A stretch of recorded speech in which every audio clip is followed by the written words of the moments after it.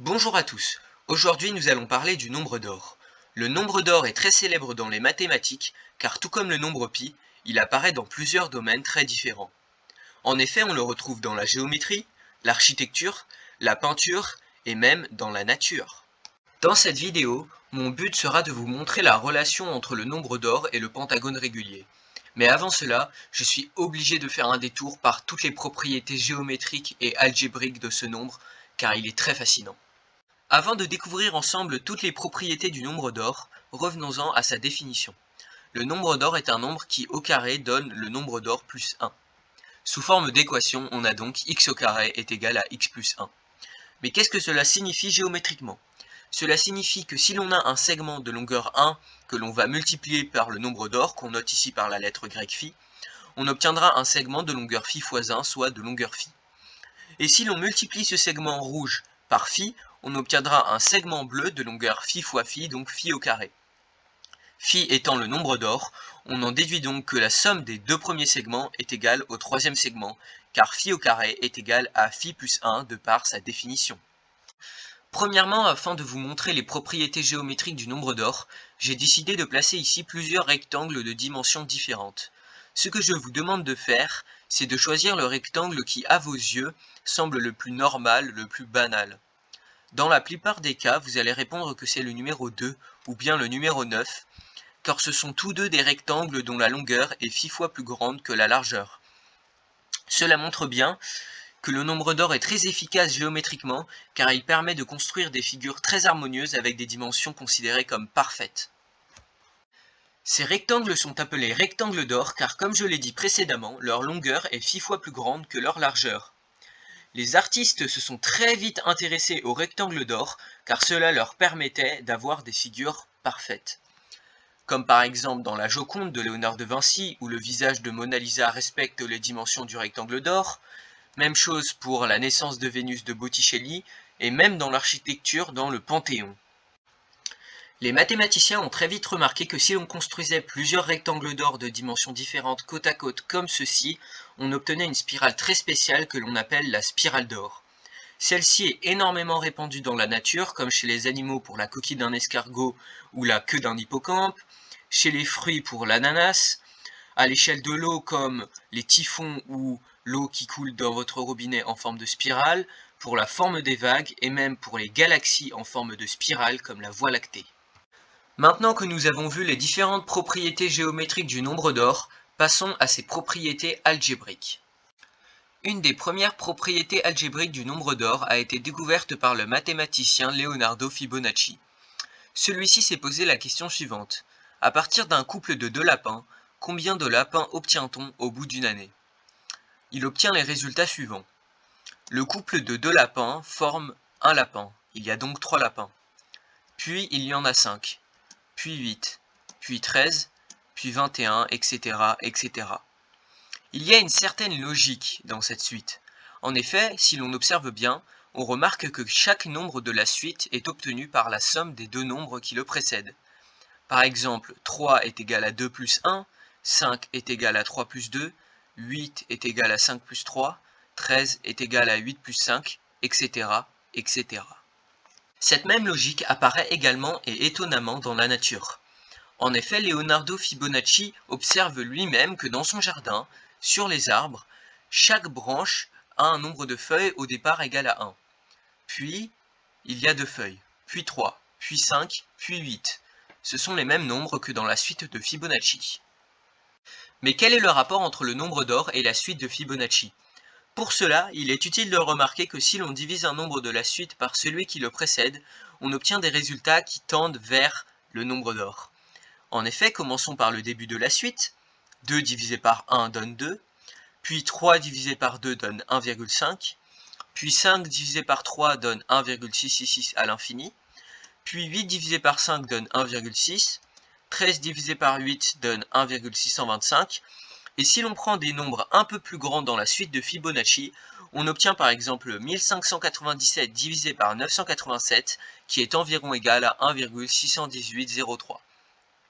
Je le rappelle, phi est environ égal à 1,618. On a bien des résultats qui tendent alors vers le nombre d'or. Maintenant que nous avons vu toutes les propriétés du nombre d'or, je vais comme promis vous expliquer sa relation avec le pentagone régulier. Pour cela, il faut tout d'abord trouver une valeur pour le nombre d'or, car pour l'instant nous n'en avons pas. Nous n'avons qu'une approximation qui est 1,618. Pour cela, heureusement de par sa définition, nous avons l'équation x au carré est égal à x plus 1. Nous avons donc à la résoudre pour trouver la valeur exacte du nombre d'or. Pour cela, on bascule le x plus 1 de l'autre côté pour avoir une équation du second degré. On a x au carré moins x moins 1 égale à 0. On calcule le delta qui est égal à moins 1 fois moins 1 moins 4 fois 1 fois moins 1, ce qui donne 5. La première solution est donc racine de 5 moins 1 sur 2, et la deuxième solution est moins racine de 5 moins 1 sur 2. Maintenant que nous connaissons la valeur exacte du nombre d'or, nous pouvons travailler avec celui-ci. Mais nous ne connaissons toujours pas sa relation avec le pentagone régulier. Pour cela, je dois vous parler d'une figure géométrique que je n'ai pas encore évoquée, qui est le triangle d'or.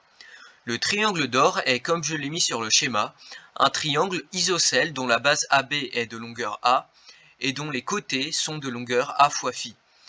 Qu'est-ce que cela signifie? Cela signifie que c'est un triangle isocèle dont les côtés sont phi fois plus grandes que la base.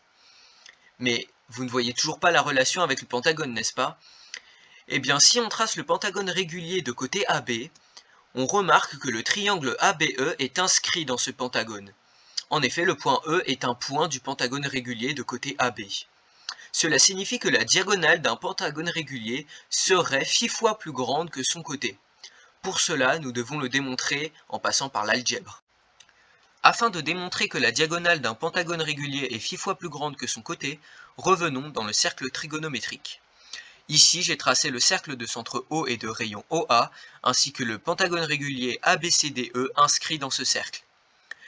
Notre but est de calculer le rapport BE sur DE, BE étant l'une des diagonales du pentagone régulier, et DE l'un de ses côtés. Nous devons donc exprimer la longueur BE et exprimer la longueur DE. Commençons par DE. DE est égal à AB, car nous sommes dans un pentagone régulier. AB est l'hypoténuse du triangle rectangle ABF. On a donc la relation grâce au théorème de Pythagore, DE égale AB égale racine carrée de AF carré plus BF carré. Maintenant, nous devons calculer AF d'une part et BF d'autre part. On remarque que AF, c'est la longueur OA moins la longueur OF. Or, la longueur OA est 1 et la longueur OF est cos de pi sur 5. Nous avons donc AF qui est égal à 1 moins cos de pi sur 5. En ce qui concerne BF, BF est tout simplement égal à sin de pi sur 5, car je le rappelle, le cosinus de B est cos de pi sur 5, donc BF est égal à sin de pi sur 5. La formule racine de AF carré plus BF carré donne racine de 1 moins cos de pi sur 5 au carré plus sin de pi sur 5 au carré. Maintenant, nous devons calculer BE. On remarque que BE est égal à BF plus FE. Or, BF est égal à sin de pi sur 5 et FE est égal à moins sin de pi sur 5. Ici, nous parlons d'une longueur. Donc FE, nous le comptons comme sin de pi sur 5, car on parle de la longueur FE, on ne parle pas véritablement du sinus dans le repère gradué. Donc on a BE qui est égal à BF plus FE, qui est donc égal à 2 fois sin de pi sur 5. Notre but maintenant est de calculer BE divisé par DE pour espérer trouver le nombre d'or. C'est notre but. On doit donc calculer racine de 1 moins cos de pi sur 5 au carré plus sin de pi sur 5 au carré divisé par 2 sin de pi sur 5.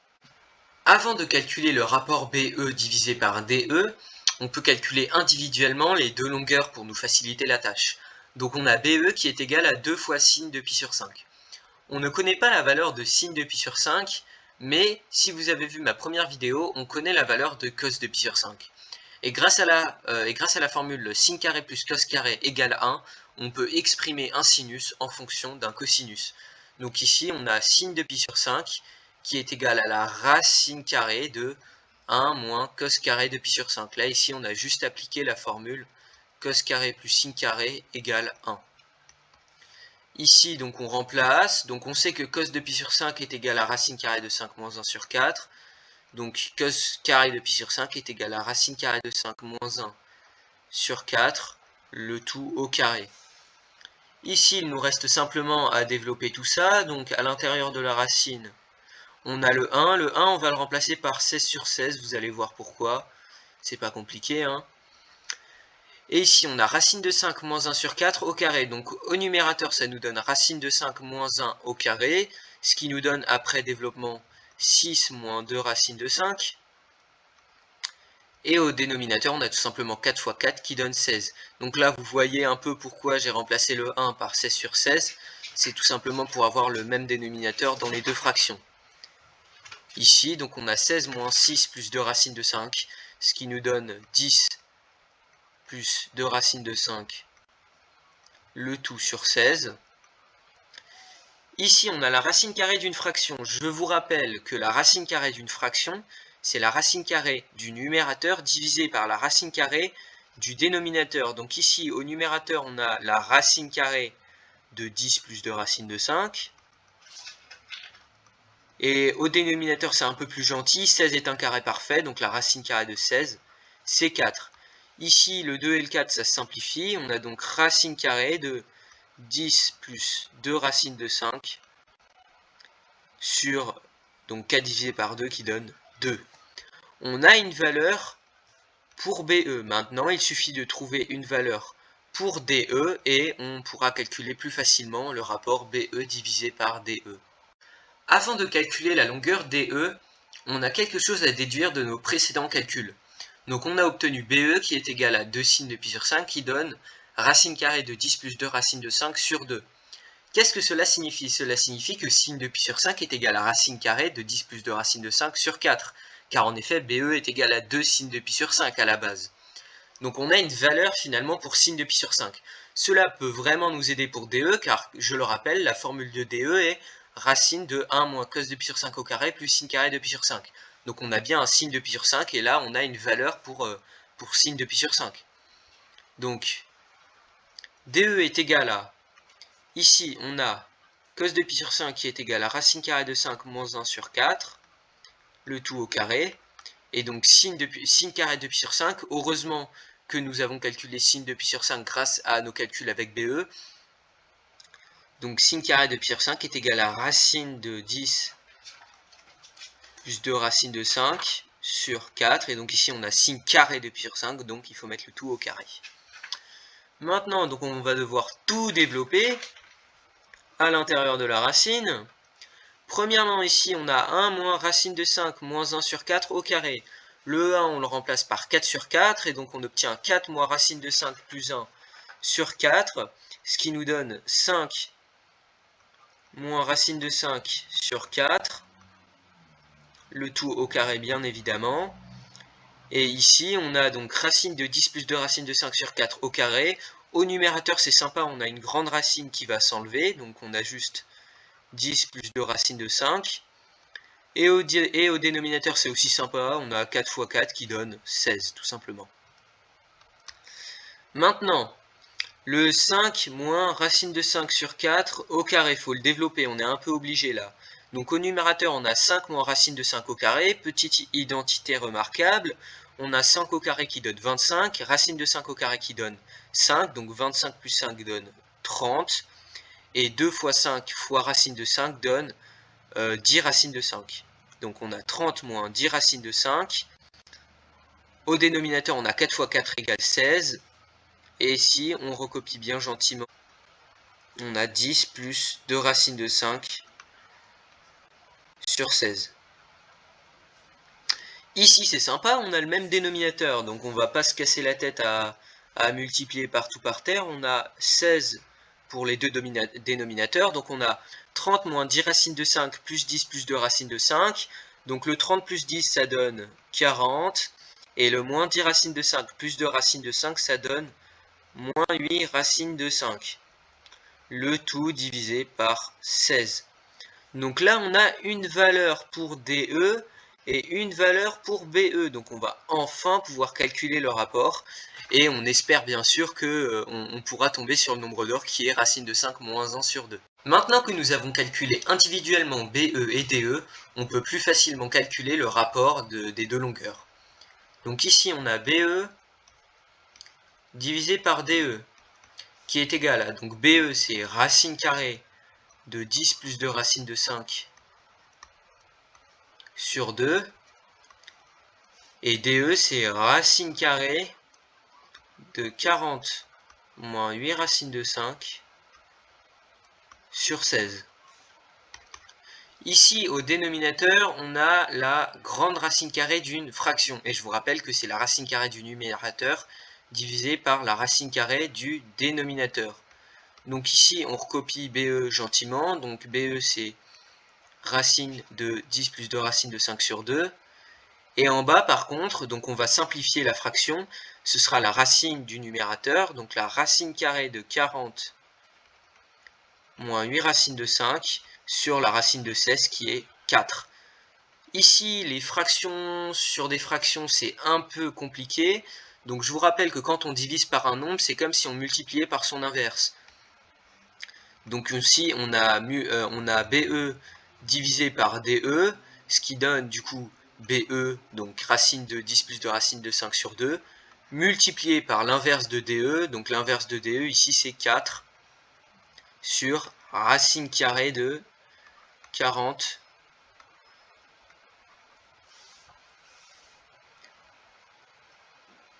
racine carrée de 40 moins 8 racine de 5.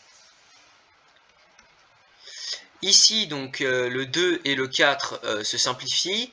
On a donc en haut au numérateur 10, enfin 2 fois racine carrée de 10 plus 2 racines de 5.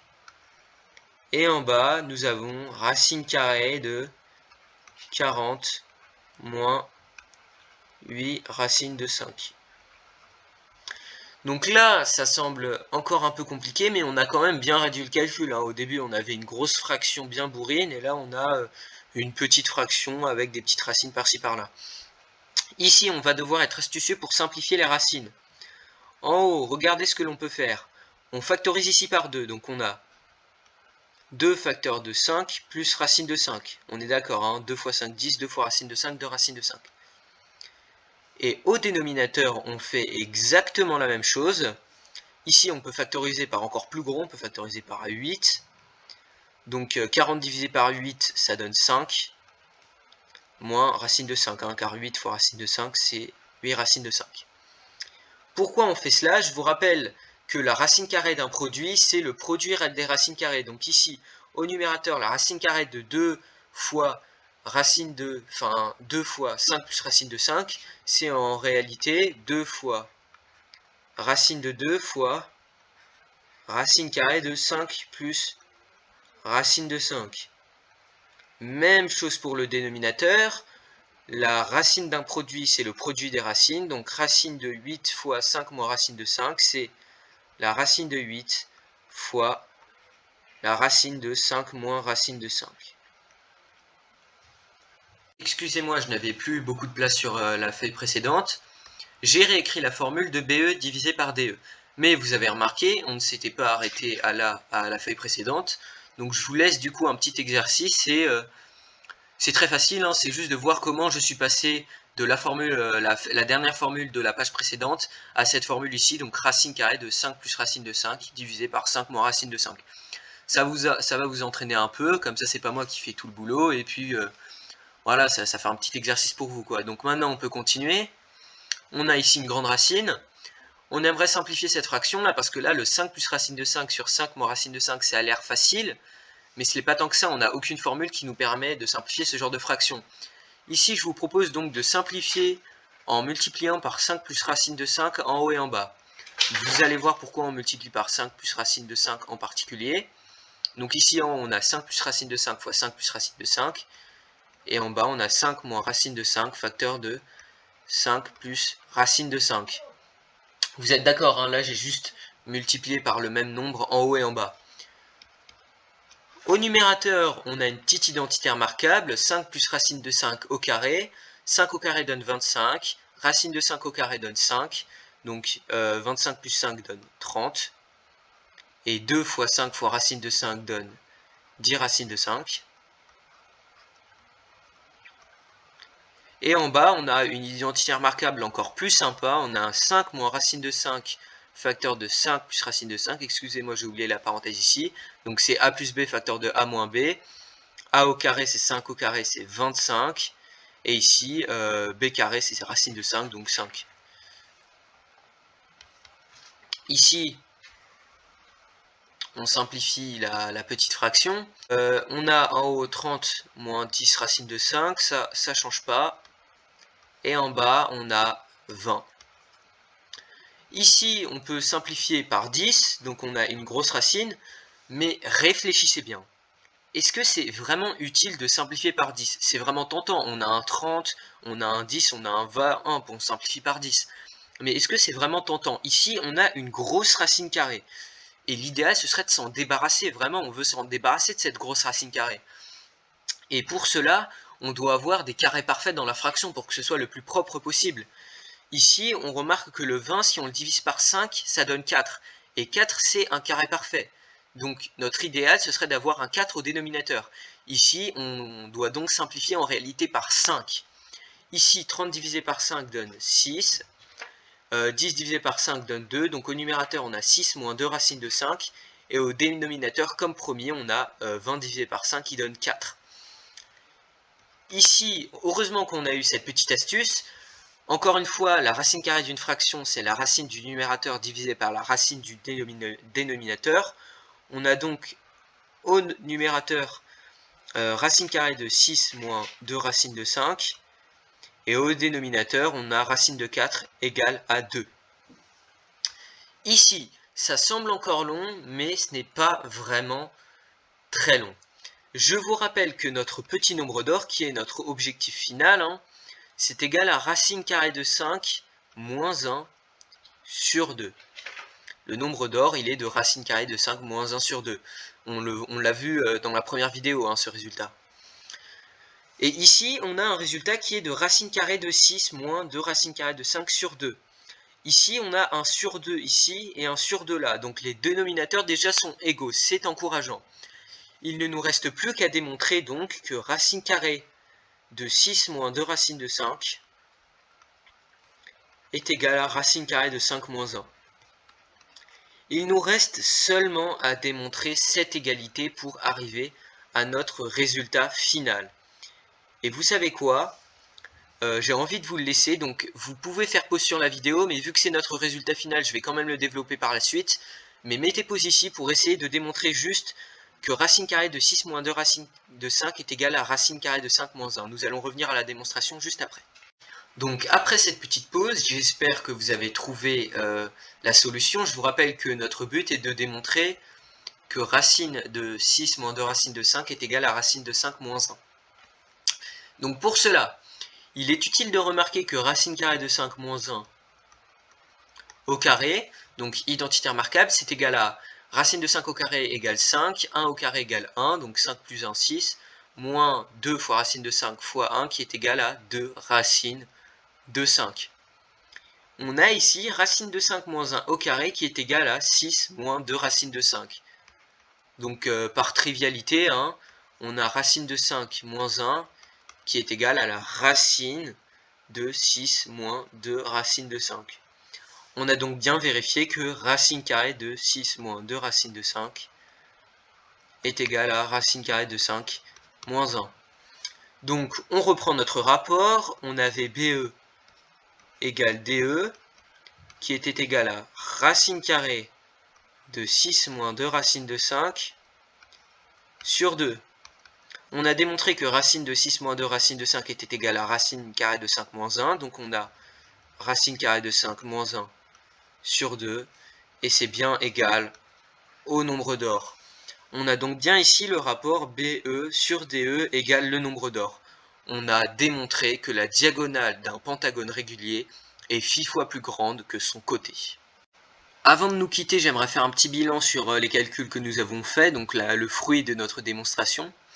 Nous avons prouvé que si l'on trace un cercle de centre O et de rayon OA ainsi qu'un pentagone régulier ABCDE inscrit dans ce cercle, alors la longueur BE sera toujours 6 fois plus grande que la longueur DE, et donc le triangle BDE sera toujours un triangle d'or. J'en ai un peu moins parlé, mais les triangles BCD et BEA sont dits d'argent, c'est-à-dire que cette fois-ci c'est l'inverse, c'est donc la base BE qui est 6 fois plus grande que le côté BA par exemple. Voilà, j'espère que vous avez aimé la vidéo et à plus tard.